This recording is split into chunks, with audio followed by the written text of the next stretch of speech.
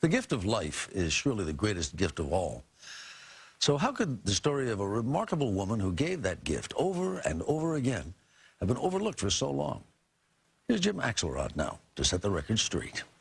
Somewhere in this humble family cemetery off a country road in the town of Clover in Southern Virginia, a woman who died nearly 60 years ago lies in an unmarked grave, which is a shame because the world should know her name, Henrietta Lacks.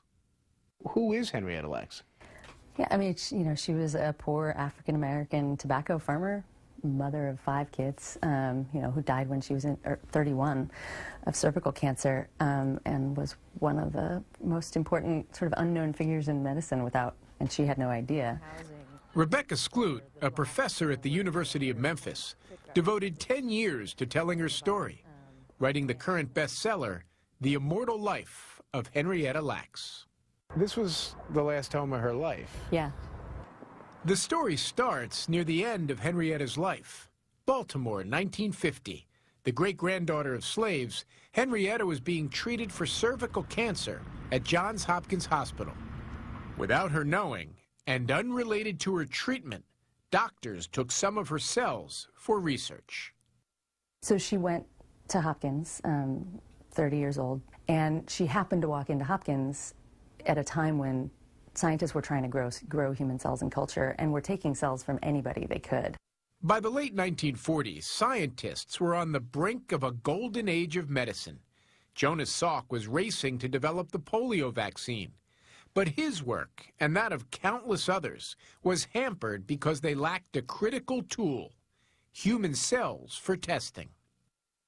Scientists had been trying for years to keep human cells alive in the lab, but none of them lasted very long, until Henrietta Lacks showed up at Hopkins.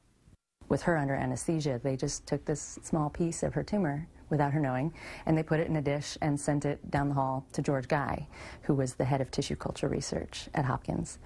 And he'd been trying to grow human cells for decades, and it had never worked. And hers just took off.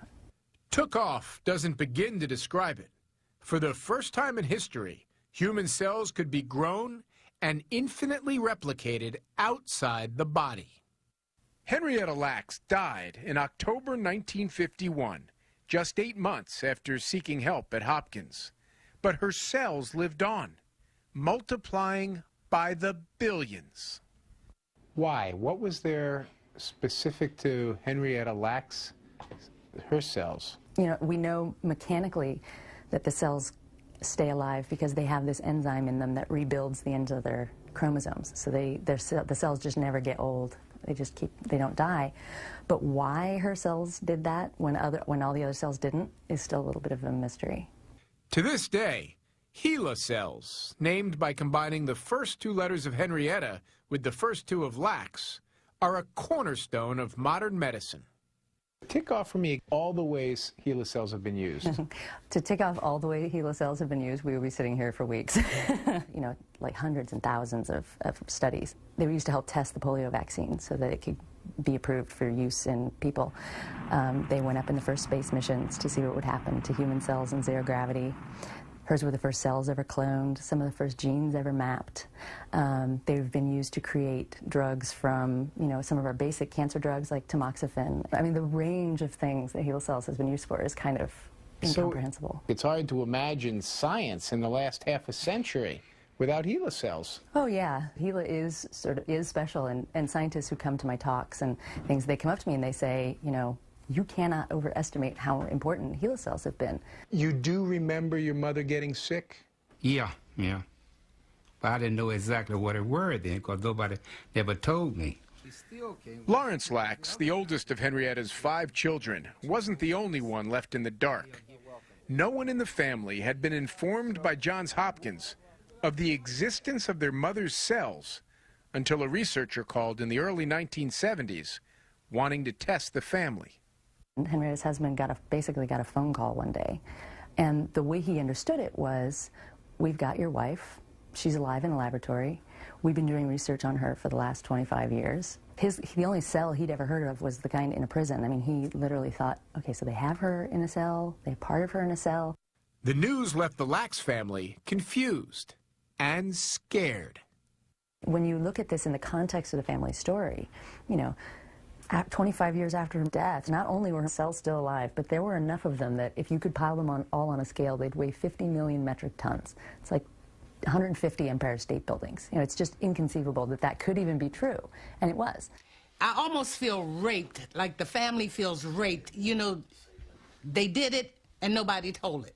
From my sitting in that living room last night, my sense was the devil in all of this is Johns Hopkins University for the family. Yeah, oh, absolutely. For the family, the devil, yeah. For the family, Johns Hopkins is absolutely the bad guy. Johns Hopkins needs to do a better job of communicating with the family and recognizing it. Dr. Daniel Ford is a vice dean at Johns Hopkins School of Medicine. Using Henrietta's cells for research, he maintains, was standard practice for the time.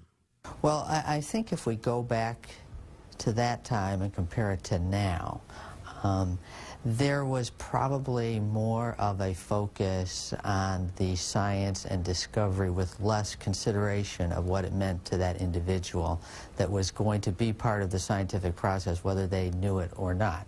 The hospital is working on acknowledging the Lacks family, but it's a tricky situation. The reason why is, although the Henrietta Lacks case is the one that we're talking about and has the highest profile, that is not the only patient that has contributed to the research agenda of Johns Hopkins or the nation. So one of the issues is talking about precedent, and what does that mean? What that means, among other things, is money. And while Hopkins claims it never sold HeLa cells, the same can't be said for medical supply companies. Is there any way to calculate how much money has been made off of Henrietta Lacks' cells? No. I mean, they were the first cells ever commercialized, and that was in the 50s. And you can buy online HeLa cells or products made using HeLa cells from anywhere from about $200 for a vial up to about $10,000 a vial. HeLa cells are still, you know, one of the most widely used cells in the world, so... But it's an incalculable amount of money. Yeah. And consider this. The family of the woman whose cells changed medical history can't afford health insurance.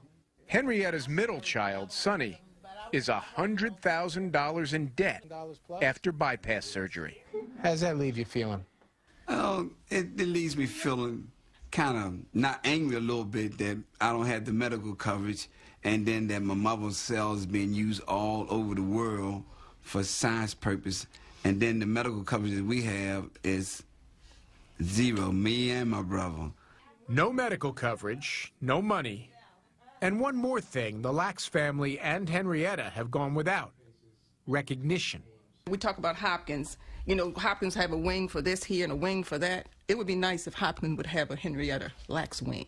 Well, but one thing I must say is that I think it's wrong. Out of all that money they made off my mother, she down there in Virginia in an unmarked grave. This is one grave right here. At least that's about to change. The monument, I just put Henrietta Lacks monument right here. Just last week, Henrietta's family learned of the exact spot where their mother was buried, next to her mother, Eliza Pleasant, in the shade of an old oak. A donated headstone will be placed there come spring. They used to tell me stories about my mother. You know, she was very... Your mother was a giver. Giver, yes. She was a giver. And she's still doing it. You know, and she's still giving. The thing about it just makes me feel good that my mother has contributed so much, and it's being known that Henrietta Lacks is still living today.